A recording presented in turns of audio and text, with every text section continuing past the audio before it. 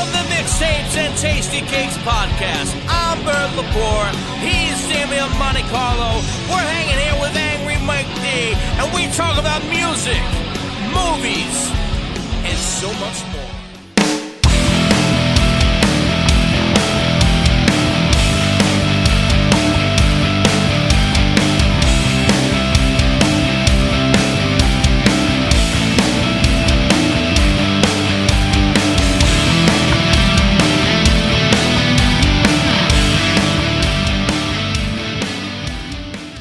We're back. Another episode, Mixtapes and Tasty Cakes. Episode, what are we up to? 92? 92, yeah. 92. Damn, man. I think I every week I say, damn, I can't believe we had right? episode 91, but Sam Loomis might have took it down. Damn. Today's guest, we have Brad Lee Entertainment. And Brad's a promoter. It kind of does everything in the music world. PR and all that stuff. We won't tell no one. Masquerade is the big thing right now. It's a big 3-day festival in Philly, which we hardly get anything like that in Philly. It's weird. It's like it's a major city, what's Philly, like number 5 or 6 in the country as far as like population and everything, but not in violence. We're about 3, maybe. Oh yeah, in homicides we're number 1. Yeah, we're doing all right on that. We're doing all right on that end. Yeah, but as far as like shows like this, like the hard rock, melodic hard rock and metal, a lot of them just like skip town and they skip over us. They hit the suburbs or whatever. So we're really excited about it, and it's a 3-day festival, 2,300 arena. In a few days, what is it? It's the 28th, July 28th, 29th, and 30th. Too soon, yeah. I know, man. Just yeah. So Brad, we know this has been, man. I was just like reading up a little bit. I can't believe that it was like it's like over 2 years in the making, because originally it was like the Ballroom Blitz that Mach 22 was going to be a part of, my old band. Well, I'm not even in that anymore, which is how long ago that was. And that tells you a lot, right? When some of the bands that were supposed to be on the original bill aren't even together anymore. I know, it's not, man. That was still work in progress, man.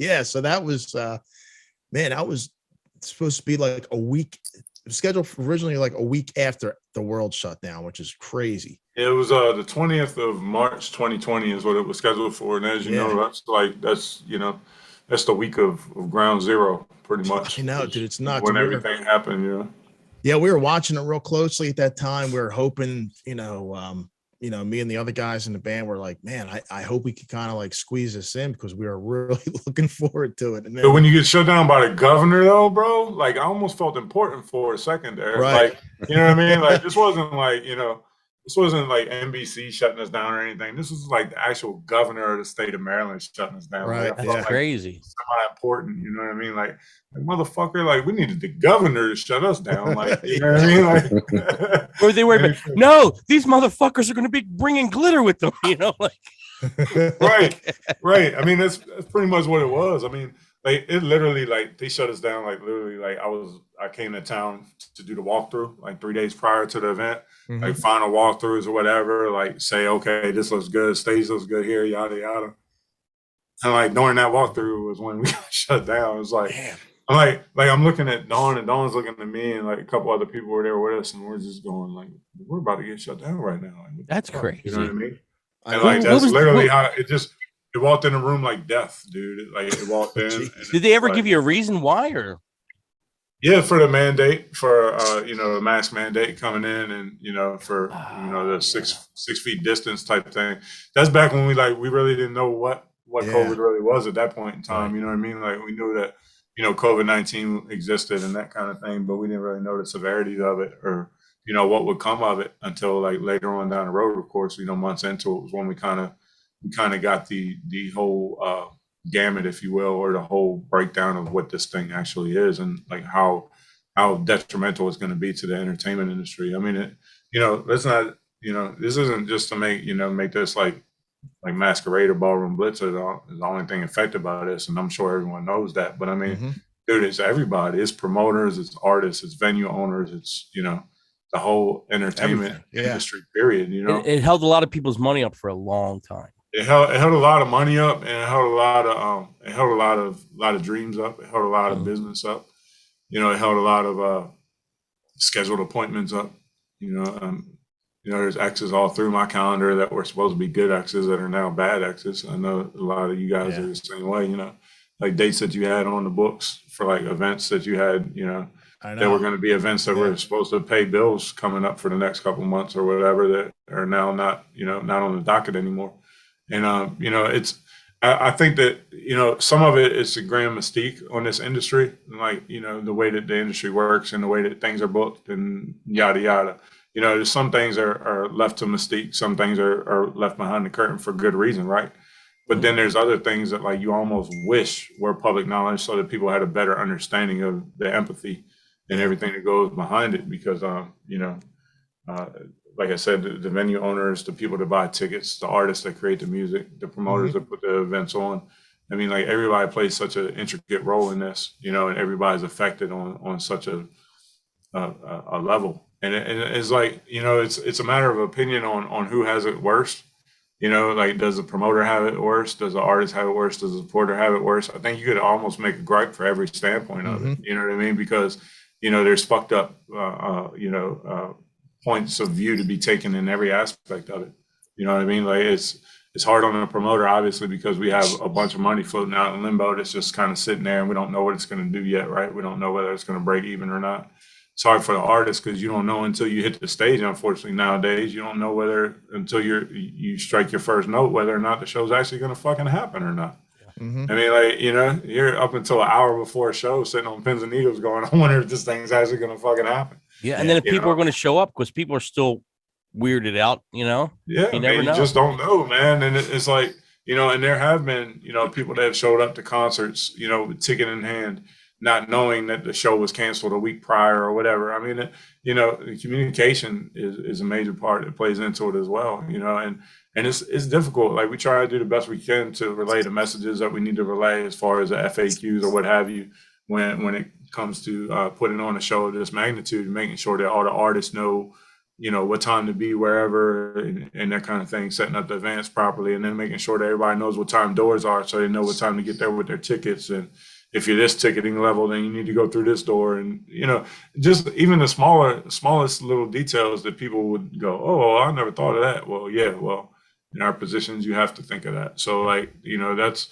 something that a lot of people may not know because they haven't, oh, cute little doggy. You know, sorry, I had to cough there. Pause. There's certain things that, you know, are kind of, I guess, taken for granted that, you know, some people don't really understand go into, you know, putting something like this on. And, yeah, I mean, you know, this isn't me bitching. I mean, like, it's tough. Even if you put together a 3-band show, it's a pain in the balls, let alone a 3-day event with like 25 or more bands. It's insane. Yeah, First of all, like, the bands are crazy, and let alone the venue. Then you got to hope people come. And then it's a lot of hurry up, wait, and hope, you know? Hurry up, wait, and hope. That's key right there. You know, it's like, I mean, I'm ex-military, so it's like the hurry up and wait thing goes a long way. You know what I mean? And it's like, you know, that game of telephone, like when you're waiting on somebody to get back to you, you know, with an answer. And it may seem like the most simple thing, like, hey, are you guys bringing your breakables? Whatever. Yeah. You know what I mean? Like, it could be the simplest thing, but, you know, that simple message might take a day and a half if that person's out of town or that person's traveling or that person, you know, is on the other side of the planet doing a show in, you know, California or whatever. You know what I mean? Like, it's not instantaneous. Like, these things don't just, you know, can't just shoot a message off and expect to get it back, nor can anybody shoot a message to me and expect to get it back. I mean, take me out of the equation for a second. I mean, I'm not the easiest person to get a hold of nowadays either. You know, I'm sure Damien will tell you. You know, I just happen to be looking at my phone when you message tonight about this. It happens that way. Sometimes it works well, and sometimes it doesn't. But you know, it's like I said, like a lot of this sounds kind of negative or has negative undertones, and it's really not. You know what I mean? It's like, I enjoy what I do. I'm sure that you gentlemen enjoy what you do. You know what I mean? It's just, but there's the labor of love and the labor of lust. That gray area in between the two is almost non-existent these days. You know what I mean? Yeah. It's just like, It's a lot of work. When it starts feeling like a chore, it's like, like, why am I doing this? It continues to feel like a chore, but you have to realize that, hey, there's some silver lining in there some way, or it would not be happening right now. For this event to go under as many scrutinizing moments and as many, catastrophic moments that have happened just in the storyline alone, right? Yeah. Is like, for it to still be happening is it's a huge, like, right. Yeah. 2 years in the making. Yeah, it's impressive. It's impressive, and it's not. I'm not saying that like for the sake of BLE or me or anybody else. It's everybody. It's the artists that went into it. It's the the venue owners that we've been up and down and crisscross diagonally through. The staff that devotes their time and energy every day to get up and go to work for BLE. When quite honestly, there's not really a whole lot to go fight for right now. You know what I mean? Like that type of thing. Like, it means a lot. And the fact that, we have bands like Montecarlo that, have agreed to be a part of the bill and have been patient enough to stick around and watch this thing come to fruition and be a part of it coming to fruition. That's stuff that we don't take lightly either. Yeah, we were stoked because we thought it might have been too late to get on. We're like, we'll take a shot. And Dane was like, I would love to get on that gig. Brad's a good guy. He's a hell of a promoter. He's organized, which I seen the sheet this week. For the timesheet, it looks fucking dynamite. It looks so put together. I'm like, okay, wow, you can actually read it. It makes sense. You know what I mean? I'm like, it looks very organized. We will thank David Snowden for that one, man. Oh, okay, yeah. David Snowden, yeah. Another Kiss fan. Big Kiss fan. Huge Kiss fan. But Dave's a good guy. So I've known Dave for probably a better part of like 8 or 9 years now. Yeah, he works with the silvertung guys, right? Yeah, so and that's how I met him, through silvertung, through working with silvertung a little bit here and there. And silvertung's always been good guys as well. Like, I like to get out to events, in the Mid-Atlantic region. I like to go to different concerts in different markets, and get out and actually meet some of the artists that are in some of these bands. So to be able to get around and meet some of the local regional artists and those that do the dealings from an industry standpoint behind the scenes as well, in other markets. There's plenty of people. I'm not going to, go out and name like super crazy amount of people, but people like Leanne McNamee up there. I mean, like, there's people there, in the scene, behind the scenes, making things work, whether it be from an A&R standpoint or, from just a connection standpoint, introducing people and making sure that relationships work. I mean, all that is important as far as, building up the industry. So when it comes to local regional talent, I mean, I think that all that's important. And, when you're trying to build a scene like we're trying to do here in the Mid-Atlantic region, it's literally a collaborative effort, man. Like, everybody has to work together. So I'm thankful that we have, people in the industry that have that like-mindedness, that everyone is kind of working toward the same cause. And, it's not a bunch of, forgive me, but a bunch of dick measuring going on. You know what I mean? You know how that shit can get, you know what I mean? So, it's cool to be an alpha and all that. I feel like more than one alpha can exist in a pack. It's just, you need to know when it's time to take your ball and run with it and play everybody their strengths in your circle. So you're only as strong as your village, but I think that our village is pretty strong. It's just, it's a couple things we need to work through here and there, and kind of weed through, a layer or two of bullshit to get to the good stuff. But I think that everybody, for the most part, has their mind focused on what the goal is coming out of this pandemic. I think that there's definitely, a change, if you will, a light at the end of the tunnel and a change coming. Mm-hmm. I think that, you guys are on the right track with it as far as from a podcasting standpoint. I think that a lot needs to be done as far as content, and that's writing new music, putting together new shows, putting together, different podcasts and different creative modes of where we can put content there for some people that, we may know, Damien from Montecarlo, or we know, these different people from different regions or different aspects of what they do for the industry. But to say, hey, what's on Damien's iPod right now, or, right, what's Brad listening to when he drives to work or something like that. I think that's kind of cool, to get to know kind of the behind the scenes of people, right? Sure. Sure. When people see us, they think all we do is listen to metal all day long, you know what I mean? And eat Apple Jacks and watch 80s cartoons all day long. You know what? While we're in that subject, we'll float back and forth. I want to start with Brad. What's the last thing you listened to, Brad? What was the last band, song? What was the last thing you heard? Well, the last thing I listened to was actually an audiobook on the way home. I was listening to some Gary Vaynerchuk on the way home, some 12 and a half ingredients. Nice. It's just a book. It's a little bit about business and life and just life experience, if you will, and like the 12 and a half ingredients that go into your life, humility, candor, like those type of things, just general the ingredients that people take for granted in life when you're interacting with other people in relationships and things.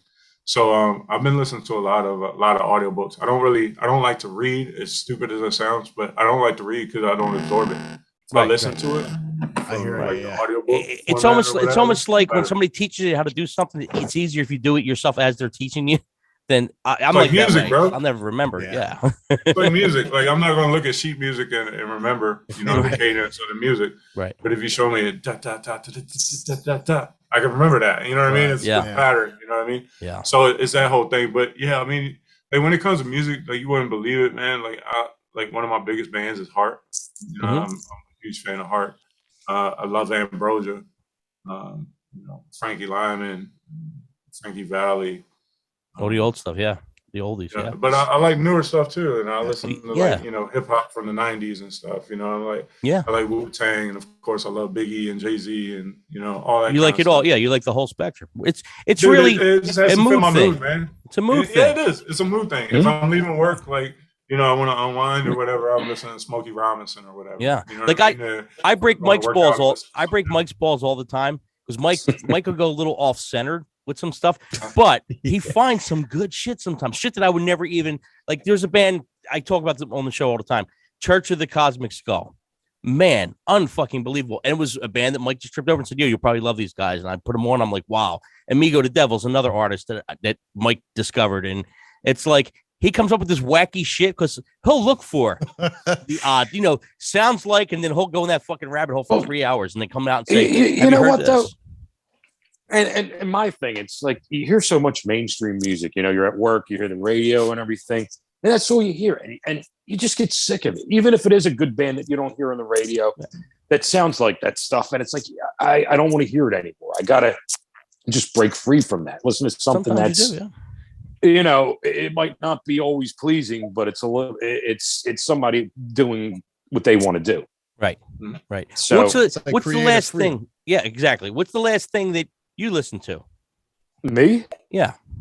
Right before the podcast, I listened to a little bit of the OCs. I know you don't really like that, but I like that just one record. gets me a little. Yeah, I like it gets that me one into record, the mood a little but- bit. Yeah. Okay. How about you, Damo? What was the last thing you were listening to? On the way home, because there's been so much Pantera talk lately. I was like, It's all it is just talk. It's just talk. yeah, dude, that's all you see. People. I was reading this whole thing today on Facebook. People I don't even know, just everybody's bitching about it. It's like, man, can anybody just be happy? I mean, there's like 12, 13, 14-year-old kids that never saw them, and this is the closest thing that they'll get. And it has the blessing of the families. It's probably only going to be one tour. It's the same people that were bitching that Izzy and Steven weren't in Guns N' Roses, yet they were playing stadiums. So it didn't really need them too much. Right. But anyway, I was like, you know what? I want to go listen to the Reinventing the Steel, because I barely even remember that. I wasn't big on that one. That was the last one. Yeah, I was like, I was skipping to like the last 2 or 3 records that they've done, because it's like the first 2. I like the first 3 I know really well, and then like the other ones, it's kind of like, so I just went back and doing my homework a little bit. Yeah, I think really you need Cowboys from Hell, Vulgar, and Far Beyond Driven, and that's really the 3 that I would That's think really all Right. you need, right? that's Yeah. all you need. Yeah.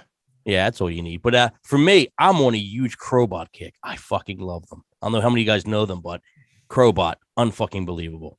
Like a PA band. I think they're from Pottstown or something like that. I seen them on the Jericho Cruise. Was the first time I seen them. And besides being great, they had some humor to them. The front man's unbelievable. Great singer. He's character. He's fun. He's a lot of fun to watch. So if you guys haven't heard Crowbot, check them out, man. Every album. Yeah, I gotta check them out. You keep on mentioning them. They're so good. I always forget. They're so good. Dude, don't forget Crowbot, dude. Like, I don't won't. sleep on Crowbot. Crowbot's badass, man. Yeah, Nice, I gotta check them out. So Brad, let's tap into some of these bands, man, that we got here. the first night, which is like a showcase night for a lot of up and coming bands and stuff like that. And the first band I want to talk about, and we don't have to go too in depth with everybody, but the first band I want to talk about is that, and they're young kids, and I played with them before. We shared the stage before, and they're pretty damn good, and they're making some noise here. That Zenora Band. Was you able to check anything out from them, or? So with Zenora, I came to know about Zenora. I actually went to Bar 13 out in Wilmington. I was going out there to actually meet the Whiskey Grin guys because I hadn't met them up to that point. Yeah. So I was out at Smitty's place. We all know Smitty, right? So I'm out at Smitty's place, and I'm getting ready to have dinner and meet Jim and his wife Deb from Whiskey Grin, who I hadn't met up until this point. So meet them, everything goes well. Go over to Bar 13, and Leanne is there. Well, she's there with the Zenora guys. Like she's there with them, not as their manager or anything like that, but she's just there. And like so, I had just met Leanne probably maybe about a month prior to that particular time, and she introduced me to the guys, and it was just kind of like, hey, when you're looking for a band for the Baltimore market, because what we were trying to do is come up and discover some talent that hasn't gotten a chance to play the Baltimore market that much, and then take some bands that haven't had a chance to maybe play the New Jersey or Delaware market that much. I sent some up that way, they sent some down my way. Everybody eats, everybody's happy, right? Create a little circuit. Yeah, create a circuit, right? So I send you your champ, I send you my champ, you send me your champ, yada yada. Right. Wrestling, right? Yeah. So but anyway, so that's kind of where I got to learn about Zenora from. And like I do the same thing, like I compare bands to other bands, right? Oh, well, this band's kind of like so and so had a baby, right? So it's like, there's been bands like Hammer Down up in the area that I've come up to see before. I'm a big fan of Hammer Down, and like I always said they sounded kind of like Black Crowes and Cinderella, and Aerosmith had a Menage a Trois, right? Yep, that's kind of what I get from. But with Zenora was kind of like, I don't know why, but they reminded me of like a baby rat. Like like a really young rat. You know what I mean? Like they just have that kind of power to me. And then what really did it for me was in King's position. Like because like to me, like that's kind of a position that like not everybody can fill very easily is Crosby's position in Rat. And like the way that position is filled in Zenora, like I just kind of feel like that to me is kind of like I don't know. It's like a I don't know if resurgence is the word I'm looking for, but just kind of like a rebirth of that particular band and that styling. Fresh. Yeah. Because like the way that they do it is definitely an homage to like your 80s hard rock, but at the same time it's also so refreshing and so original because they're not like anybody else that's doing what they're doing right now. It's nice to see young kids that fired up to play. And to see that that they were raised right and they have an appreciation for the business as well. Like it's like, and I'll go back to wrestling again. It's like, when you have, this up and comers in the NXT or NXT 2.0 that are just so hungry and so driven and like truly study their craft and like just want to do right and want to do well and be respected by their peers.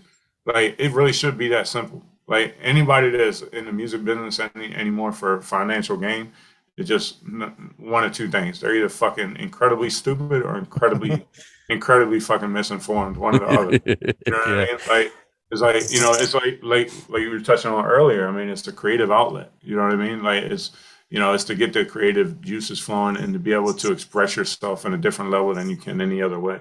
And it's the reason why a majority of us in this industry have crazy amount of tattoos and things. It's a form of expression. And that's what people don't understand. Like. I want this to be a mixing pot. When we set this bill up, we set it up to be,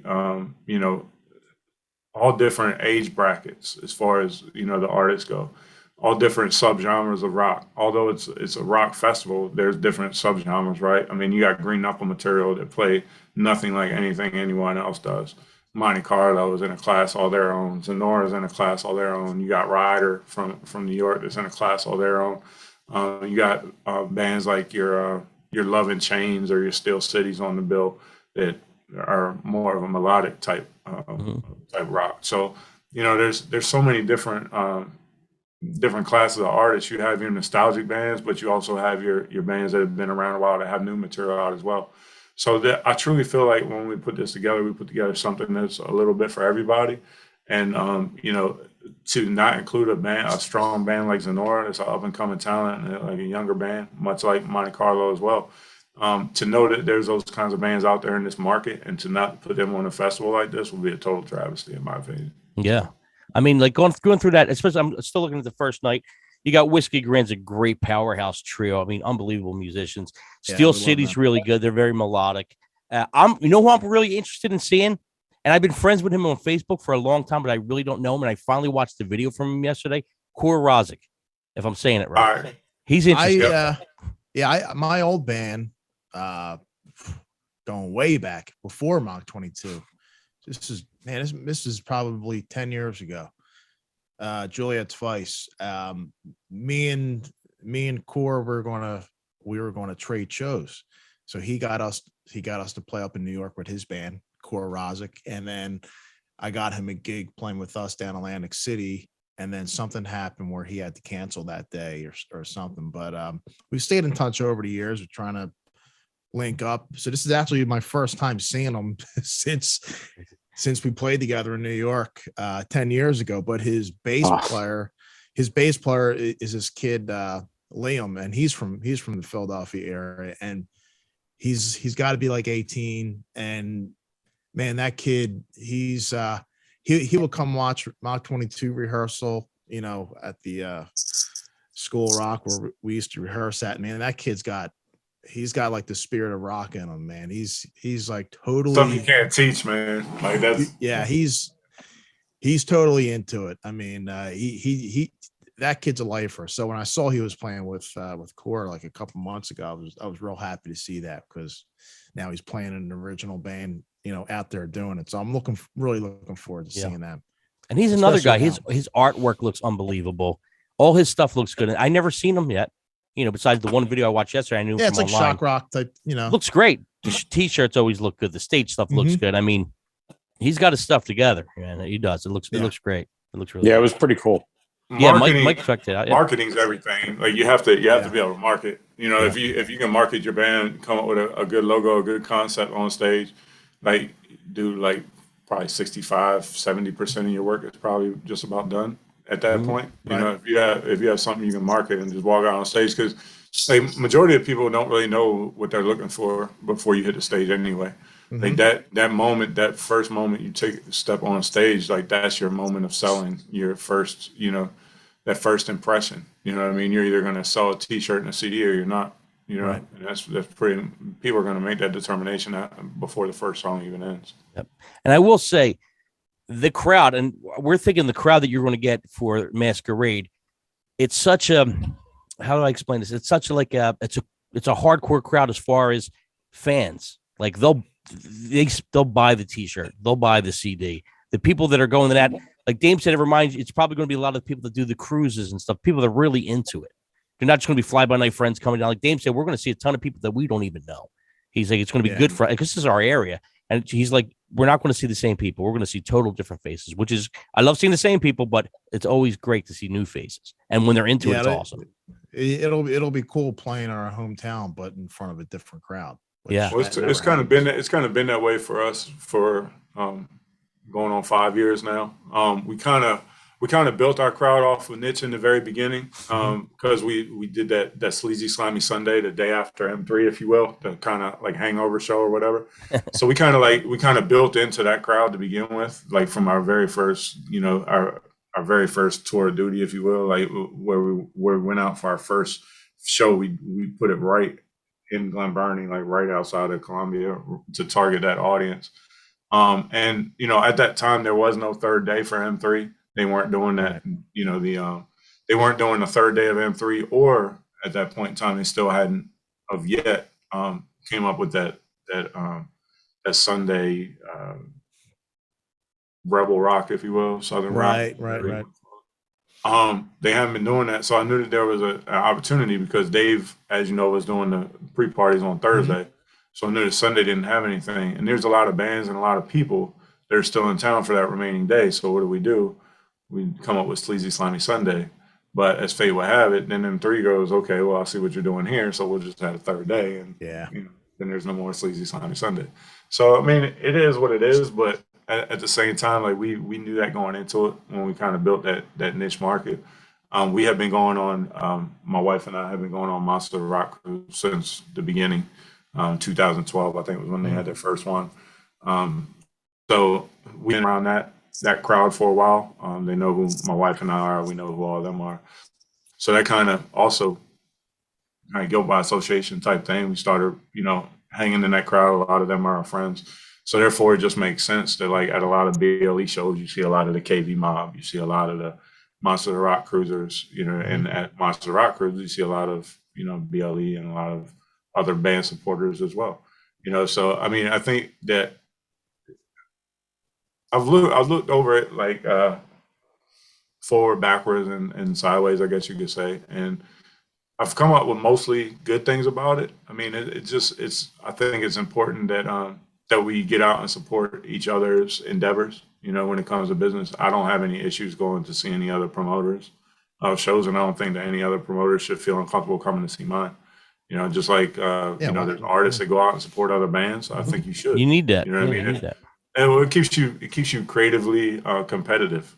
You know what I mean? If I could throw two words together that make sense.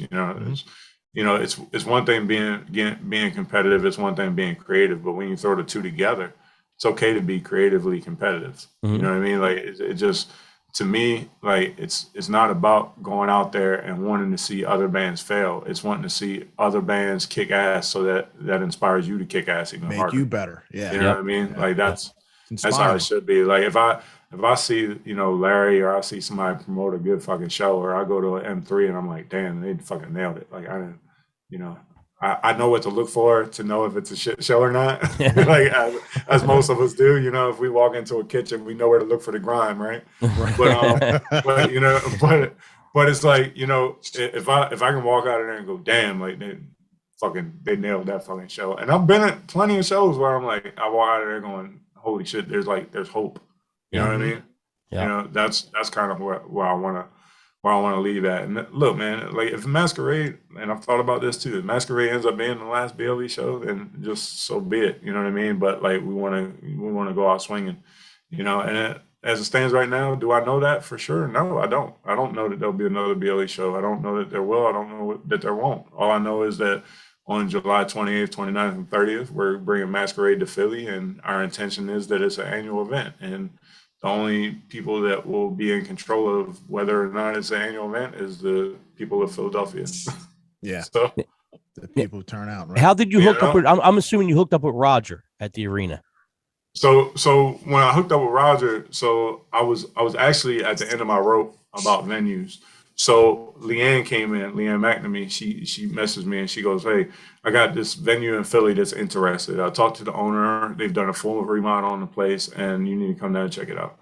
I was like, cool, what is it? She was like, 2,300. Well, I'm an ex-wrestling fan. Like, ECW arena. Yeah. So I'm going to tell you exactly what I said. I'm going to be 100% with you. So I said, no, I'm good. Last time I was in there, it smelled like Bango and piss. Like, I'm good. I want something a little bit nicer. You know what I mean? And not that 2,300 is a bad place. It's just not what I envisioned for a music concert, right? So I went in there, looked at the place, met Roger, met some of the staff and everything, and they were showing me the place, and it's laid out exactly the way I would want a venue laid out for an event that I was doing. And I don't say that just because I'm working with this venue now, but it just the layout, the floor plan, like everything to me makes sense for the vision that I wanted to project, right? So for what I wanted to project to the fans and what I wanted to be available for the attendees, in order for me to feel comfortable about putting on an event there and putting the product out and putting my stamp of approval on what I envisioned it being, this venue is absolutely 100% perfect for what we wanted it for. So I can say that with 100% like integrity, authenticity, whatever you want to put on it. We were originally going to do 2 stages, but now we're only doing 1 stage. But the way that the venue is sectioned off, it's like a 500 cap room on one side, and then you got a 1,500 cap on the other side. So in that 500 cap room, we're going to run all our meet and greets and Q&As and war stories and stuff like that from that side. That's going to be the box office side. And if you want to go anywhere to get quiet, to get, quiet conversation or whatever, it's going to be a little quieter in that room. And then the 1,500 cap room will be where all our main, our main offerings take place, so to speak. It's beautiful in there now. They did a hell of a job, man. It's beautiful. Yeah, they cleaned it up. I mean, it's big time. It's nothing like it was years ago. I mean, it's pretty nice. I mean, they did a great job. My whole thing is like aesthetically, with them having the LED boards and things like that. It is updated and a little bit more modern than some of your music venues that you have these days too. Yeah. So. Dude, we played the Landis last week, and we had an LED board. Man, we don't want to go back. After seeing that, we're like, oh my God, how can we go back? We're like, the pictures look great. It was huge. I mean, they had the logo behind this. I felt like Kiss when I seen the pictures. I'm like, oh shit. How it should be though, right? I mean, like, as technology changes and we're able to get better aesthetics, as far as the events go, and we're able to dress it up a little bit. I mean, shouldn't we strive for that? Sure. Yeah. I mean, like, if the price of everything is going up, the price of concert tickets is going up. Let's provide a little bit better of an experience. If we can do so to where it's not, it's not killing us to put on that better event, then why not do it? It didn't cost us anything extra to find a venue with LED boards. But since we found a venue with LED boards, it's going to make it look that much better aesthetically. Absolutely. Therefore, it creates value and puts people into place. Like if it was me, like I wouldn't leave a place going, oh shit, like that show would have been so much better if they didn't have a vinyl backdrop. Like that's not, it doesn't cross my mind. But at the same time, if we can do a little bit better aesthetically and make it look like $1 million, but not costing $1 million, then I think that we have a duty to do so. Mm-hmm. Now, are you guys bringing in the sound, or is the sound provided from the? So the sound is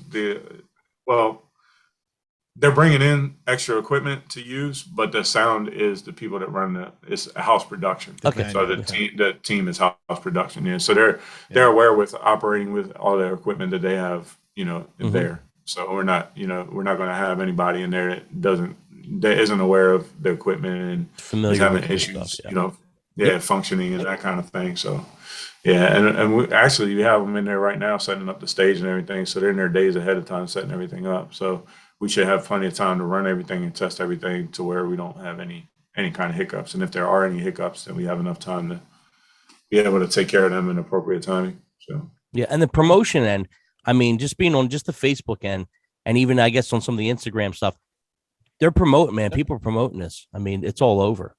Everything looks great. Everything looks pro. The stuff you guys are putting out with the bands, where it says Masquerade and has one of the bands on it. It looks fucking phenomenal. It looks so good. The colors pop. That's David Snowden again, man. That's David Snowden again. I mean, like as far as the colors go for the neon colors and everything, like of course, like there's a reason behind that. Of course, like you want it to stand out, you want it to get attention, whatever. It pops. So it pops. Yeah, and it has appeal to the feminine crowd as well. And where the ladies go, the guys go. So of course we had to throw the pinks and stuff in there. Yeah. The pinks were kind of an accident because it was originally supposed to be like October 28th through the 30th, if you see it there. So the pinks were more so for the Susan G. Komen type thing and breast cancer awareness and that kind of stuff. But it just played out to where we already had it marketed, so we just kind of kept it.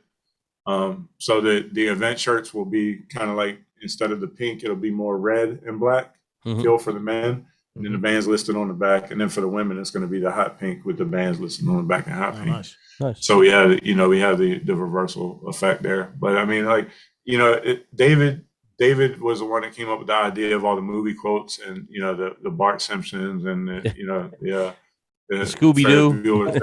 Yeah, like all that kind of stuff. That was like, because like I'm kind of that way too. Like my sense of humor is kind of sarcastic, kind of like in your face, like let's see if they get this one type thing. Yeah. So I mean, like it worked, and it definitely drew people in and made people feel that sense of familiarity, if you will. Like when they see Scooby-Doo or they see Bart Simpson or whatever, kind of takes them back to that place of nostalgic that automatically reminds them of this type of music. So it just kind of it's that whole that psychology behind the promotion, if you will. I've been trying to stay off social media as much as I can personally, because like, to be honest, it's way too close to me. Like it's way too emotional for me. There's too much finances involved in it. And when people say things talking out their ass. It makes Yeah. me want to. Yeah, I know Yeah. what you mean. Everybody's Get an on there and do armchair that quarterback. type of Yeah. shit. Yeah. Makes me want to be Angry Brad. There's no Angry room for Mike. Angry Brad with Angry Mike already. Hey, Yeah. I don't do social media either. You don't do social media at all. Nope. This You is can't social find as he him gets. I don't have Facebook. I don't have Twitter. No Anti-social Instagram. media. I think you're probably the smartest man in the room right now.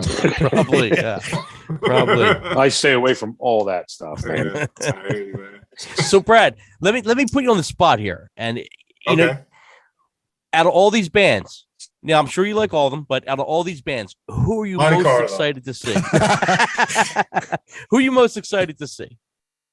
To be honest, like there's two bands that I've really been like wanting to work with forever now, that I haven't had a chance to, and it's Bisto Blanco and Adler. Nice.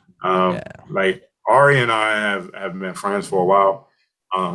We kind of became friends when we didn't really have to be. Is he Like, the I saw- drummer in Adler's? No, not just he's in Adler's band, though, right? He's a Ari singer. is a singer. Okay, singer. Yeah, in Ari is a singer. So Ari's from Argentina. Okay. So like him being in this band is kind of like it's like a whole backstory in itself, you know, with him being, you know, Argentinian and how do you make it into Steven Adler's band and being able to sing like Axl did in the 80s, you know what I mean? Like, Yeah. it's just- Phenomenal. it's He's just weird, good. right? Phenomenal, man. He's good. So, but he was in a Guns N' Roses tribute band prior, and obviously he played the role of Axl. So it just made sense that, you know, he was a shoe-in for this position. And then they had to make it work logistically and all that kind of stuff. Like, how's it going to work with you living in, you know, Argentina and yada yada. So they've been with Sullivan Biggs talent agency at BTE for past couple of years now, past 4 years I think, since Jacob was actually singing in the band prior to Ari. It was Jacob, but Jacob and huh? From Lionel. Yeah, exactly. Yeah. So he was in there prior. And when Ari came to the band, their first gig was actually when I was living in Vegas at the time, and they were playing at the Golden Nugget. So that was his first show with Steven Adler. So we went down to see it, and like when I tell you, like it was like rock and roll church. It was like a holy moment, right? Like it's like when he opened his mouth and like I forget what the first song even was, but like as soon as he had to be Axl, like it was just like everybody in the room, like you could just watch jaws just drop. Like and it's just this unbelievable moment where it's just like okay, Crazy. like there's good and then there's like holy shit. You know what I mean? Yeah. Like I kind of feel that way with Adam Lambert, you know what I mean, for Queen. Like you're never gonna have Freddie. You know what I mean? Like it just is what it is. Like you can't once they're gone, they're gone. It's like Janie with Warren. Once they're gone, they're gone. But to have that aha moment where like you kind of get like a second chance there for a little bit, even if it's only for, you know, one show, like he's going to kill it. And I know that with Ari, I can book this band knowing that I don't have any doubt of what I'm going to get for what I'm purchasing. You know what I mean? You know how some bands when you know work with a band, you go, oh, this has a potential to be really cool. But like very few times can you actually guarantee it. You know what I mean? And like I feel like with them, I get that guarantee, so I don't really have any worry with them. The only worry I have with those artists are the same as I have with certain other artists. It's kind of like that whole, you know, prima donna type, you know, attitude. And it's not to say that I'm dealing with that with Adler, but there are some on this bill that are kind of like, like okay, dude, like you're kind of being a dick right now, like you know what I mean, like But I mean, then there's artists like I said, like Adler and like Bisto. Like I've wanted to work with Bisto for a long time too, just because I've seen him so many times on the Monster Rock cruise, and I know what they bring to the table. And being that whole theatrical type band, similar to Alice Cooper, without having to pay $75,000 to get Alice Cooper, Right. you know what I mean? Yeah. You know, so it's like it's that whole thing, and like having Keith and Tommy London being a part of it, you know, like That's right, that's yeah. cool because, you know, then we kind of get the Sirius XM without having to pay Sirius XM, you know what I mean? Like, like, you know, to get advertised on Sirius XM, you're looking at like $10,000 right out the gate before they even say boo to you. Yeah. You know what I mean? But is there a way to do that on a more reasonable budget? Absolutely. Yeah, yeah. We just showed you how to do it. You know, it's like Jackie is the same way. Jackie I was just ready to Batman is say, the same way. You know, yeah, same way. So I'm still waiting to talk to him because me and him are at opposite ends of the clock. And you know how Jackie's schedule is weird as shit. Like, man, call me at like 4:30 in the morning and shit. I'm like, yeah, that's how he is, man. So fucking weird, bro. Like, sometimes I'll wake up at at like 7 a.m. and I'll see a text from him, like 3-4 hours. Like, dude, I'm sleeping. It's like, hey, I'm standing in line at Royal Farms getting a coffee. What you doing? Like it's 4:30 in the morning, dude. I'm probably fucking sleeping. Like, that's funny. For but yeah. Bisto Blanco's definitely one I'm waiting to see, and I always been a fan, and from back in the day, Dirty Looks. I know the singer passed away, but I heard Jason McMaster singing for them. Is that true? Yeah. Oh wow. Yeah. So that's going to be fucking awesome. Probably. Sounds really fucking good too, man. Somebody really told me that. My cousin told me today. My cousin Nicky was like, "Oh, dude from Dangerous Toys is singing for him." I'm like, "No, I didn't know the dude passed away." I'm like, Turn Off the Screw. I love that record. That's probably my favorite record. So their first show back together was the one that they recorded for that the DVD and CD package at the Speedway in Sealands Grove. It was last September. September of 21. Sound right?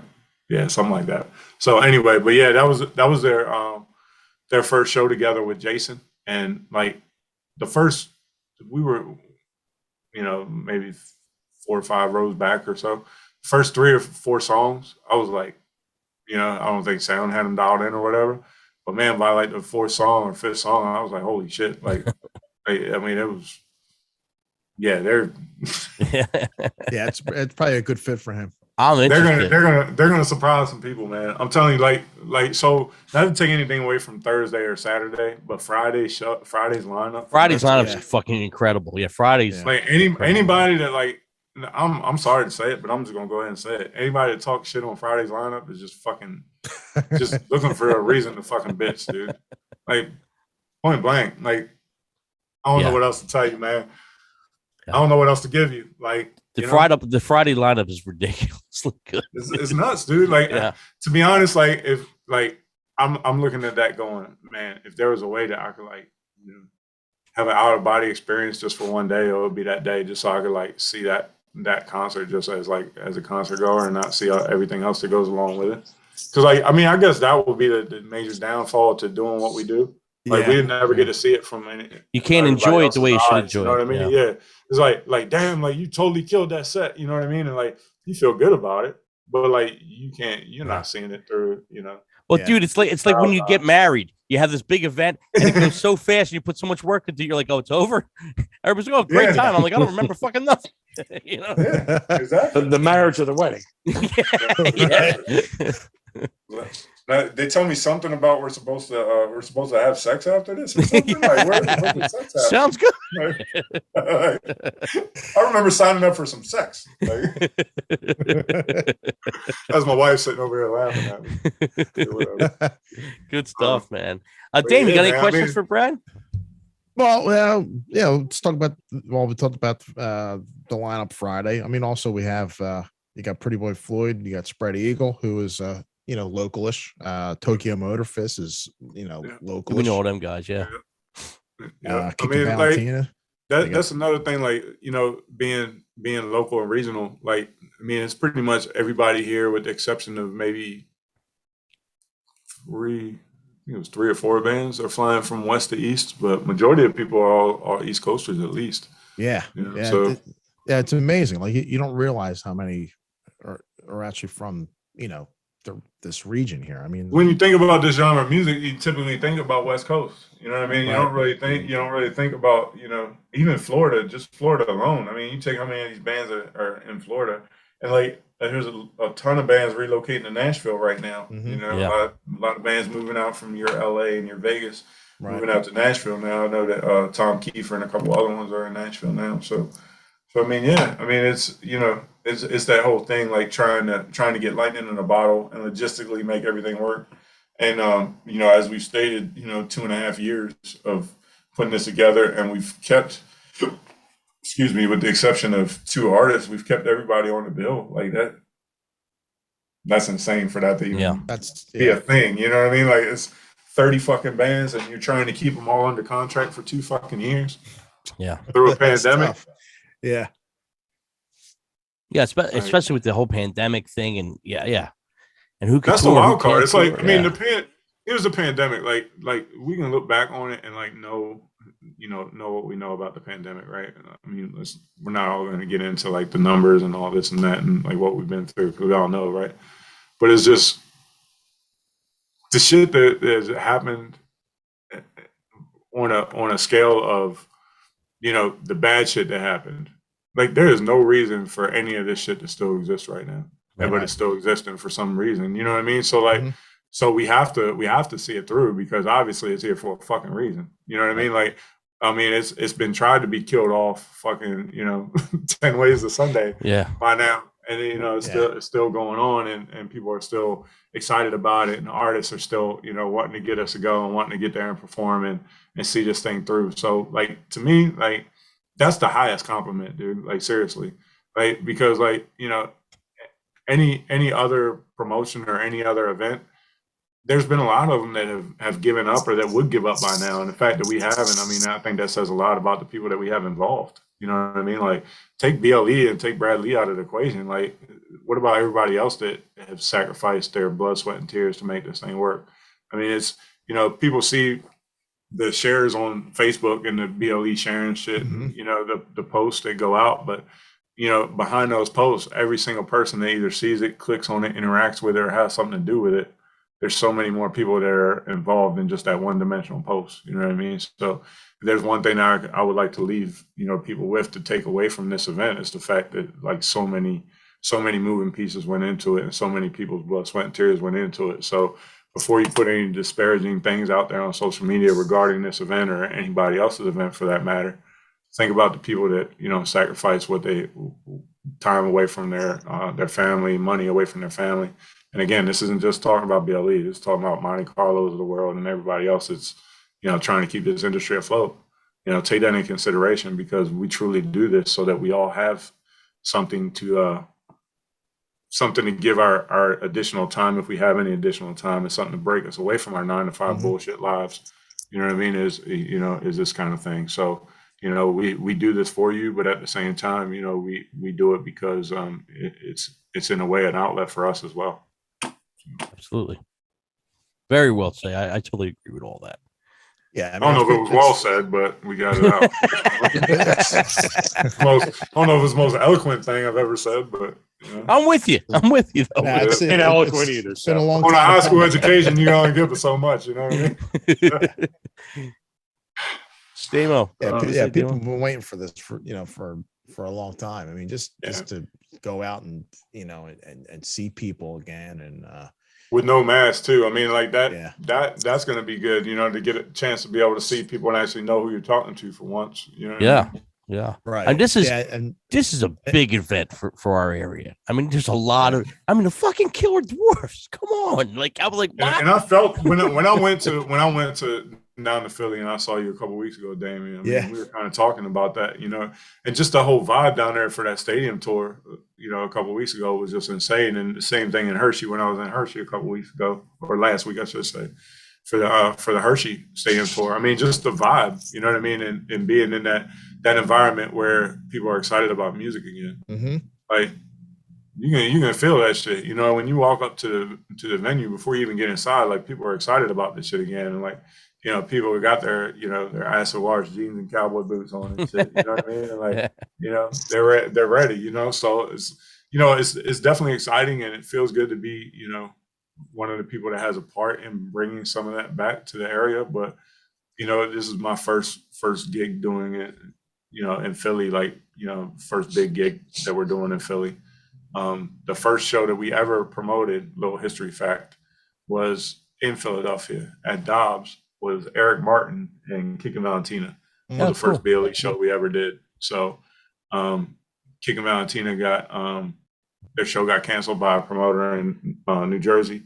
I picked up a show for them in in Frederick, Maryland at Hard Times. At the time, it's since closed down, but it was them in Charm City Devils, and the next night we did them in Eric Martin in Philadelphia. Check that out. Yeah. Before BLE even had a logo. Like it was Wow. like this clip art, some clip art logo. But yeah. So yeah. But yeah, well, it's you know, the whole thing I try to explain to people. It's not like you go to a concert, you know, with whoever, your girlfriend or whatever, and then you watch the band, you go home and you talk about it, you tell your friends. This is more like, you know, just like the stadium tour or like anything that you go to. You know, you see all these people, you know, it's like an extended family, it's like a community. So it's like, yeah, you go see the bands too, but it's also, you see the people that you hung out with on the you know, on the cruise at karaoke, you know, 3-4 or at NAM or whatever. or at NAM or yeah, right. Or we have, or at N3 or something. It's, you see the same people all the time, and people fly in from all over the country. It's I mean, we got people wild, flying man. in from Australia for this. I mean, like, Really? you know, Crazy, people man. coming in from all over. You know what I mean? And like, I mean, that's what's cool about it. You know what I mean? Like, you get different cultures involved, and you know, you get people from all over the place. And when we did this show in Atlanta a couple of years ago, that Rock Atlanta show, and we flew in Hardcore Superstar from Sweden. I mean, Wow. like, we had people, you know, follow the band from Sweden to come to Yeah. Atlanta, Yeah, and that was their it's a only big show they played attraction. in the States. Like, that was Right, crazy. that's But, nuts. like, That's you know, crazy. well, like, I mean, that's cool too. Like, to bring people over from overseas, and we plan on doing that. Yeah. Coming up, in the near future. But it's just everything with the visas is just like so up in the air right now. You know, it's like I could tell you all day long I'm gonna have Loudness or Hardcore Superstar or whoever come over, but then a week prior I could get notification that hey they can't make it out due to visa issues or whatever. You know what I mean? It's too much of a gamble. Yeah. It is. It's a total roll of the dice right now, and it's not from a lack of wanting to. Like, I want to. I love those bands. I would love to bring Hardline over, or fucking something like that. I mean, Hardline ain't played the States in fucking probably 35 years, maybe more. I don't know, but like it's been a while. But like to be able to do that, or like Thunder, bring Thunder over from the UK, or any of those kind of bands would be cool. But we'll see. We'll see what the future holds. Let's get Masquerade over with first. Right. Yeah. Now, is this something, if it does well in Philly, are you planning on doing Philly every year, or you plan on moving it every year somewhere? So, like, my goal, my short-term goal is to get to do one East Coast and one West Coast every year, and then just kind of go from there. So, like, I really have no intention of doing anything else in Maryland as far as live shows go. I think I'm pretty much extending myself in Maryland. I'm just not. To be honest, I'm not happy with the way that the venue owners operate in Maryland. Like, I'm not willing to do pay for play, and I'm not close enough. And I mean, it's like I'm just like I'm willing to work with people that want to work with me. But if you don't have creative business solutions, then we're not going to get along. You know what I mean? And like, I'm all for being flexible. I'm not all for being the one to bend over every time. You know what I mean? Right. And that's just how it has to be from an independent promoter standpoint. Mm-hmm. I can't be the only one taking the risk. You know what I mean? Like, it can't work that way. Yeah. So, going forward, we're going to have to come up with some different ways of doing things, but things may change from the way that BLE is perceived going forward, but like, we're not going anywhere. Like, we're going to be here. It's just, I may have to take a step back behind the scenes, a little bit behind the curtain, and get more on hand with some of the managerial type things to run the business instead of being so far out front, if that makes sense. Mm-hmm. But I mean, like, the goal is to do, I would like to see, all right, in an ideal situation, here's what I would like to see. Whether or not it's going to happen, I can't tell you, but I would like to see an annual event on the East Coast, preferably in Philly. So if Masquerade was an annual event every year, right? Do that in the third quarter / fourth quarter every year. So do that around late summer, early fall. Every year. And then on the West Coast, do something in like Vegas or something in like Houston, some major market on the West Coast. Do that probably right around that March timeline. So when people are coming out of hibernation, they need that celebration coming out of winter. You know what I mean? Be one of the first ones, and being this in the West Coast in the warmer market, we can do it a little earlier in the year. to where we're not putting people in the middle of, Vegas in July. You know what I mean? Yeah.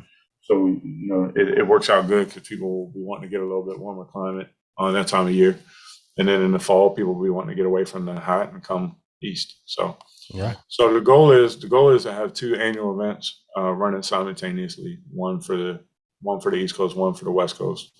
And then from there, just kind of see where we're at, get more into the building the content like we spoke about earlier, and the managerial type things. E3 Media Group is the name of a company that I'm starting. E3 Media Group is just like a positive spin on kind of like a all-inclusive. So like, why be Walmart when you can be super Walmart?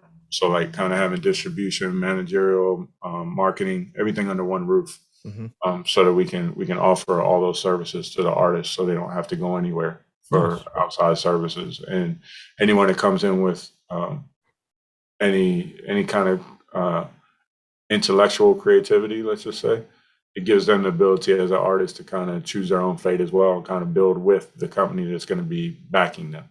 You know what I mean? So you're building it with your managerial company rather than just, building it so that some, ghost corporation can sell your product for you. You know what I mean? It's just, I want it to be more intimate than that, similar to our shows, to where, you have a team that you can kind of count on for any kind of marketing questions or any kind of legal counsel, or, hey, I have this show in New York and this promoter is dicking me over on this contract. What do I do to get this rectified, or what have you? So where you always have somebody in your corner, so to speak. Right. That's not to say that we know all the answers either, but we're working on it. You know what I mean? Like, we're working in that direction to where we can provide those services. So, we're not at the point to where we're going to offer anything that we can't provide, but we're going to slowly but surely start rolling out different products and different vehicles to allow the artists the opportunity to be able to create and perform, which is ideally the artist's job, and the manager's job to be able to run the backside of the business in a capacity that can be trusted and expected from the artist to the managerial team as well. Nice.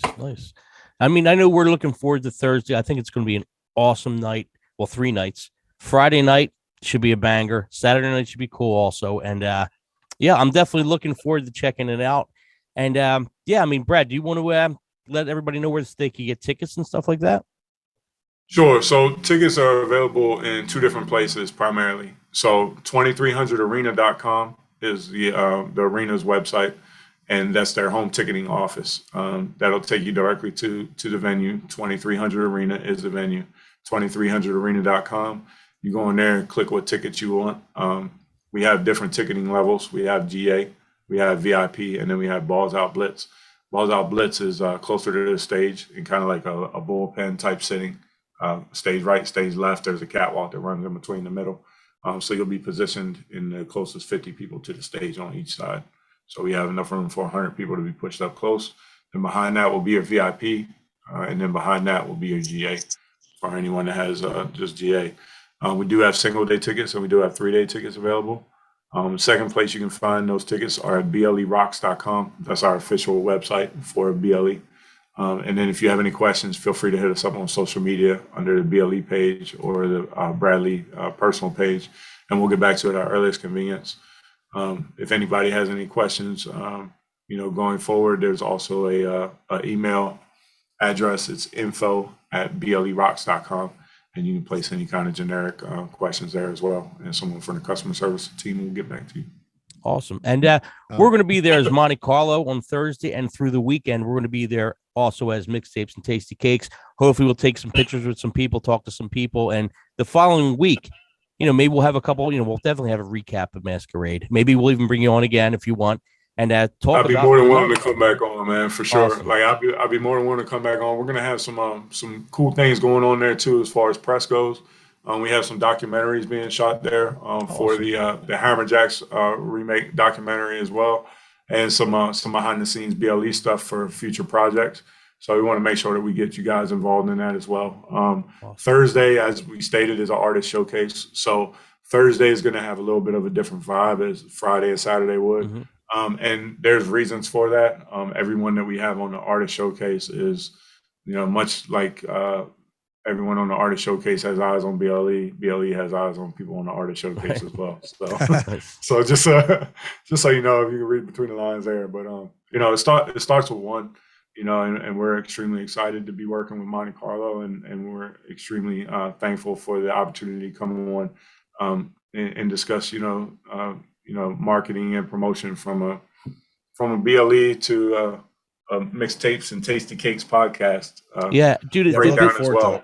The business end is so interesting because us as just guys who play and write songs, man, most of the time we don't know what the fuck on the business end. You go, did you copyright it? And they're like, yeah, I mailed it to myself. That's what's cool about it though, because like we can take people from different aspects of the industry, right? So we take musicians, we take promoters, we might take someone that has copywriting background or what have you, and we get on a 6-screen, podcast or what have you, and just start kicking topics around and see where they go.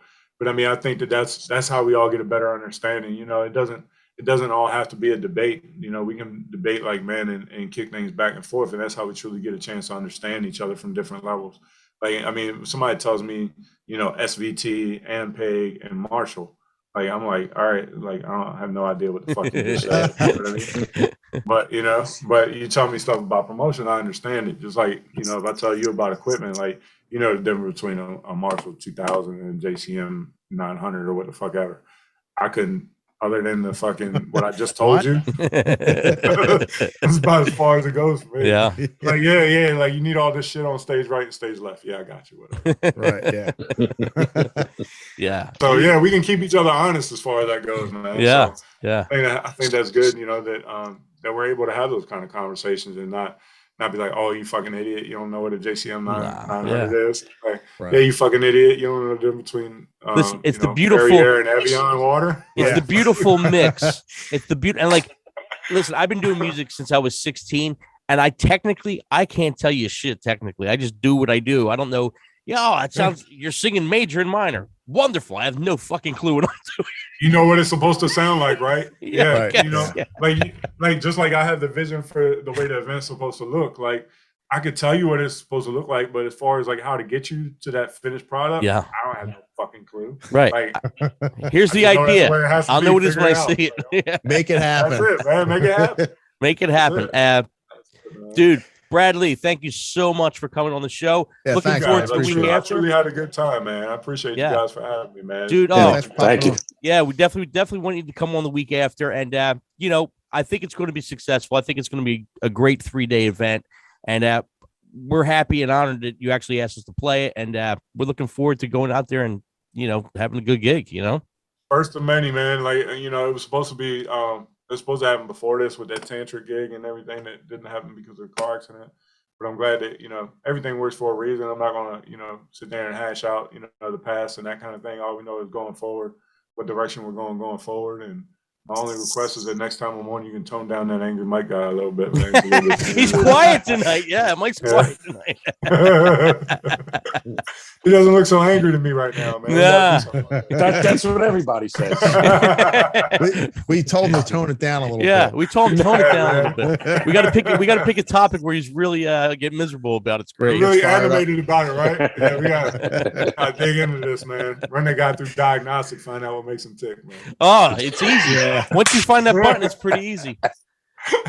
We'll go on the kick. I don't watch movies no more. They all suck. Like he goes on that kick, Mike, you watch this? Fuck that. I ain't ever watch superhero movies. I ain't watching none of them.